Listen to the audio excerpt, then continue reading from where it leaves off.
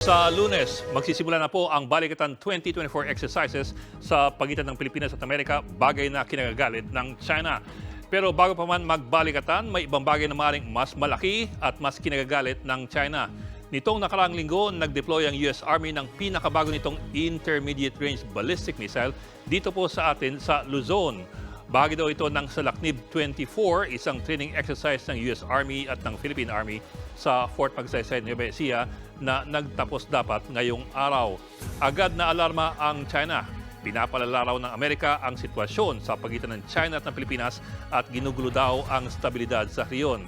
Ayon naman sa South China Morning Post, baka lalong i-militarize ng China ang West Philippine Sea dahil sa deployment ng mga US missiles nito.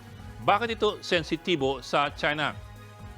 Ang Typhoon po with 1O, missile system kasi na pinangalanan po sa isang Greek monster ay ang pinakabagong missile system ng US na sinimula lamang i-deploy nitong nakaraang taon.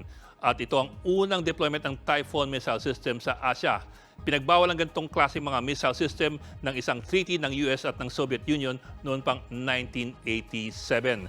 Pero umatras ang US sa treaty noong 2019 dahil daw sa mga paglabag ng Russia at dahil hindi naman kasama ang China sa tratado. Pero higit sa lahat, kaya nito magpalipad ng mga missiles na may range na 1,000 kilometers. Aabot po sa mga artificial islands ng China sa pinagtatulo ng West Philippine Sea. Kung yan po yung 1,000 kilometers, pasok po ang Spratly Islands at marami sa mga coastal areas ng mainland China. So hindi po ito mga defensive missiles, kundi mga offensive missile systems na. Ito rin ay kaya magpalipad ng mga hypersonic missiles na 4 times the speed of sound. Isa pang problema ng China, ang mga ito ay nasa mobile launchers na maaaring mag-deploy at redeploy na ilang beses. Kaya't mas mahirap silang hanapin ng mga kalaban. Inilipad po ito dito sa Pilipinas gamit ang mga higanteng C-17 Globemasters ng US Air Force. May sarili itong mga transporter at erector set. Ang isang mobile battery, meron pong 4 missile launchers. Pero sa kabila ng mga pangamba ng China, wala naman pong kasiguruhan kung permanenteng i-deploy ito o i-deploy itong Typhoon missile system dito sa Pilipinas. Ang alam lang po natin so far, nato lamang sila para sa Salaknib Exercise 24.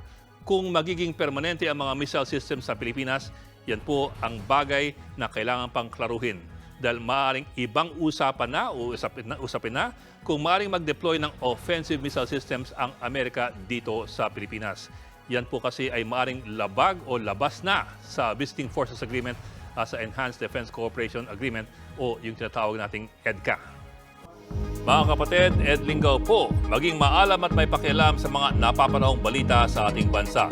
Para sa mas malalimang pagtalakay at paghimay sa mga issue at headlines, tumutok lamang at mag-subscribe sa social media pages ng News 5.